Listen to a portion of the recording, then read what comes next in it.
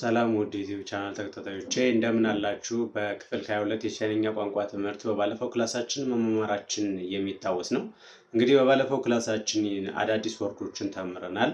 እንዲሁም ደግሞ ጥያቄዎችን አብሮ ያስከተለ ክላስ ነበር ማለት ነው። ባለፈው እንግዲህ በባለፈው ክላሳችን ከተነጋገርናቸው ስለ አመጋገብ ወይም ደግሞ ስለ ምግብ ተነጋግረናል ማለት ነው እና ክላሱን ለማስታወስ ያክል እንግዲህ አንዳንድ ቃላቶችን ነካ አድርጌላችሁ አልፋለሁ ማለት ነው። እንግዲህ ች እንግዲህ መብላት የሚል ትርጉም አለው ማለት ነው። ች ማለት መብላት ነው ብያችኋለሁ ባለፈው ክላሳችን። ከዛ ደግሞ ሚያምባው የሚል ዳቦ ማለት እንደሆነ ትርጉሙ ባለፈው ክላሳችን እንዲሁ ተነጋግረናል። እንግዲህ እኔ ዳቦ መብላት እፈልጋለሁ። ዋን ች ሚያምባው እኔ ዳቦ መብላት እወዳለሁ ብሎ ይመልሳል ማለት ነው። ከዛ አንተስ ሲል ደግሞ ኒና ይላል ማለት ነው። ኒና አንተስ የሚል ተመምረናል ማለት ነው ባለፈው ክላሳችን። እንግዲህ በዚህ በክፍል 23 የምነጋገራቸው አዳዲስ ወርዶች ይኖራሉ። እንግዲህ እነዚህ አዳዲስ ወርዶች ደግሞ እንግዲህ ምን ይመስላሉ የሚለውን አንደኛውና የመጀመሪያው ማለት ነው። አንደኛውና የመጀመሪያው የሰው ልጅ ሲርበው በቻይነኛ ምን ሊል ይችላል ነው። እንግዲህ አንድ ሰው መንገድ ላይ ወጥቶ ኢማጂን እናድርግና ምንም አይነት ባዕድ ሀገር ሆኖ ለምሳሌ ያ ደግሞ ኢፍ ቻይና ቢሆን በቻይነኛ ራበኝ ለማለት ምን ማለት አለበት የሚለውን ስንመለከት ማለት ነው። እንግዲህ እንላለን ማለት ነው። አላ ሲል እንግዲህ ፎርዝ ቶን እንደዚህ ቁርጥ ያለ ነው ማለት ነው።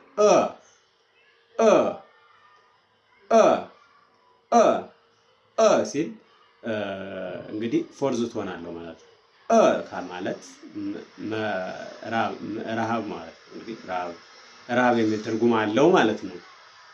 ስለዚህ ወአላ ካልኩ ወአላ እንግዲህ ይሄ ምን ማለት ነው? እኔ እርቦኛል እንደማለት ነው።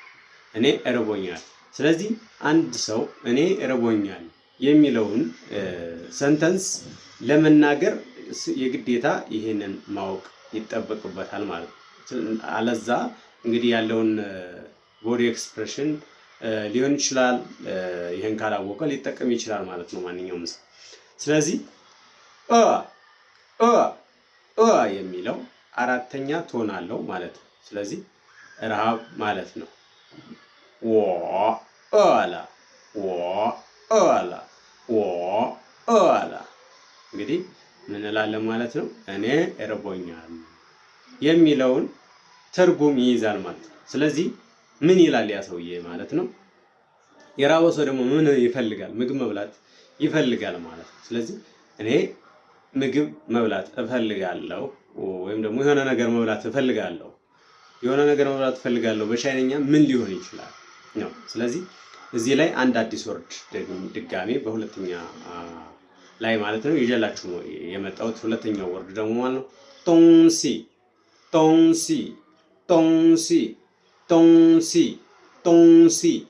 እንግዲህ ጦንሲ ማለት ነገር ማለት ነው። ጦንሲ የሆነ ነገር ነው። እንግዲህ የሆነ ነገር የሚል ትርጉም አለው። እንግዲህ የሚበላ ነገር እንላለን አይደል?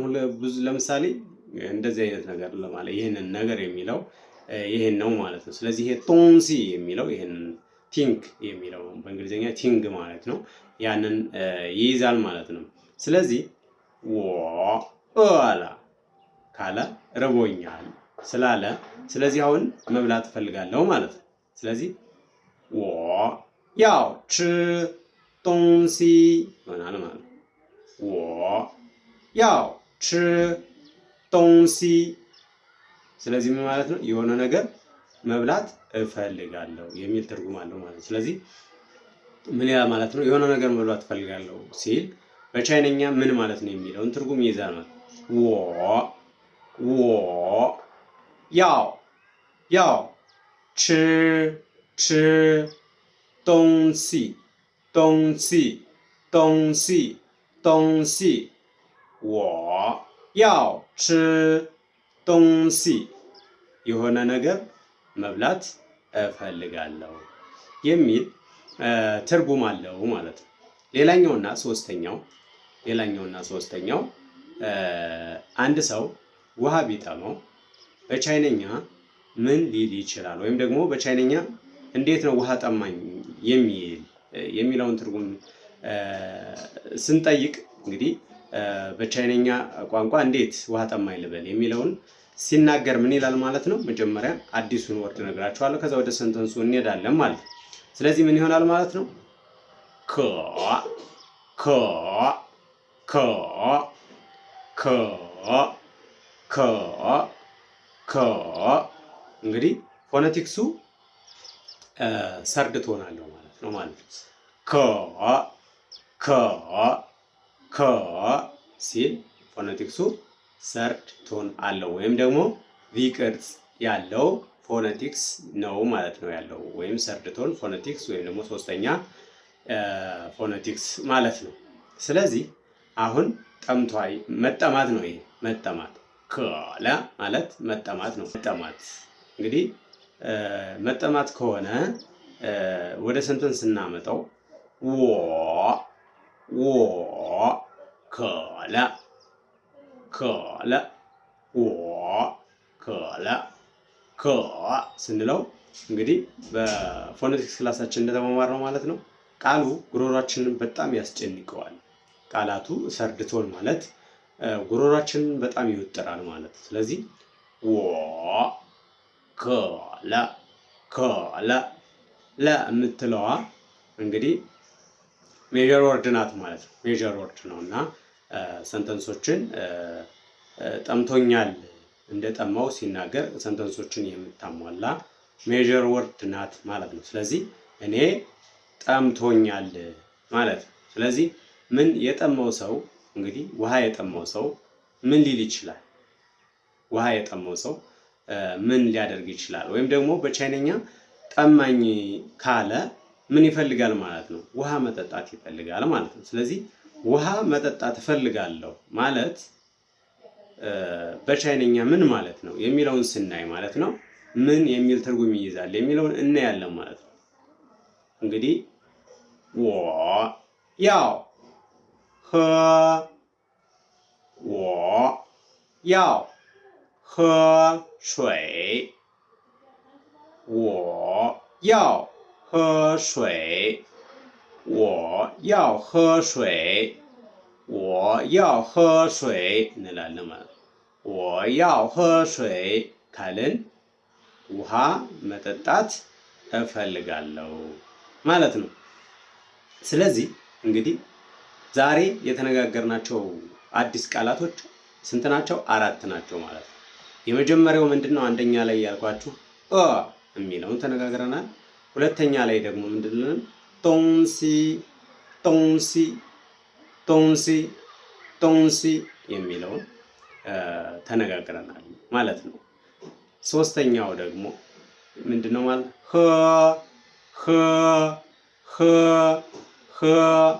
እንግዲህ ኸ ማለት ድሪንክ ማለት ነው። ኸ ማለት ኸ እርስቶና ያለው ማለት ኸ ይሄዳል፣ ምንም ገደብ የለውም ማለት ቀጥ ያለ አግድም መስመር ወይም ደግሞ ፈርስት ትሆናለሁ ማለት ነው። ኸ ስንል ፈርስት ትሆናለሁ። ስለዚህ ድሪንክ ወይም ደግሞ መጠጣት የሚል ትርጉም አለው።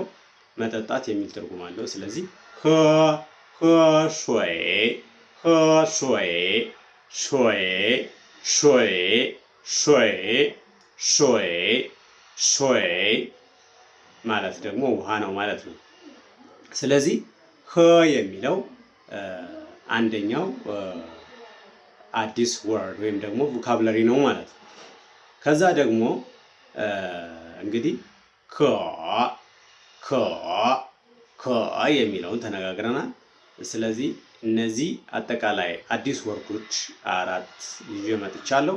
እነዚህን 4 አዲስ ወርዶች እናንተ ተለማምዳችሁ አረፍተ ነገር መስራት ትችላላችሁ ማለት ነው እና ላለማብዛት ነው የአበዛው። አይ ቲንክ የሰው እይታም ያንስ ላይስብ ስለሚችል አጠር አድርጌ አመጣላችኋለሁ። የሚቻል ከሆነ ላይቭ ላይ መግባት የሚቻል ከሆነ ደግሞ የዕለት የክላሳችን መማር የምንችልበት አጋጣሚ ወይም ደግሞ የሪቪዥን ክላስ የሚኖር ከሆነም ሪቫይዝድ የምናደርገው ኦንላይን ገብታችሁ መማር የምትፈልጉ ካላችሁ ሰዓት ፊክስ አድርገን ወይም ደግሞ ላይቭ ገብተን የምንመማርበት መንገድ ይፈጠራል ማለት ነው። ኮመንት ላይ ላይቭ መግባት ላይቭ መማር እንፈልጋለን ብላችሁ ኮመንት ላይ ጻፉልኝ። እኔ በቀጣይ ፕሮግራማችን ወይም ደግሞ በቀጣይ ክላሳችን ላይቭ ገብቼ መማማር እንችላለን፣ መነጋገር እንችላለን ማለት ነው። እንግዲህ ላይክ ያላደረጋችሁ ላይክ አድርጉ፣ ሼር ያላደረጋችሁ ሼር አድርጉ፣ ሰብስክራይብ ያላደረጋችሁ ሰብስክራይብ አድርጉ፣ ያልደረሳቸው እንዲደርሳቸው ማለት ነው። ሁላችሁም ባላችሁበት በደንብ ደግማችሁ ትሬኒንግ እያደረጋችሁ የቻይነኛ ሌቭላችሁን ከፍ እንድታደርጉ ቸስካይ እንድትፈተኑ የሚያግዝ ስለሆነ እንዲህ አቅላችሁ እንዳታዩት ማለት ፈልጋለሁ። የዛሬው የክፍል 23 ክላሳችን የቻይነኛ ቋንቋ ትምህርት ይህንን ይመስል ነበር። በቀጣይ በክፍል 24 የቻይነኛ ቋንቋ እስከምንገናኝ መልካም ሳምንት ይሁንልን። ሀገራችን ሰላም ያደርግልን። ሰላም ቻው።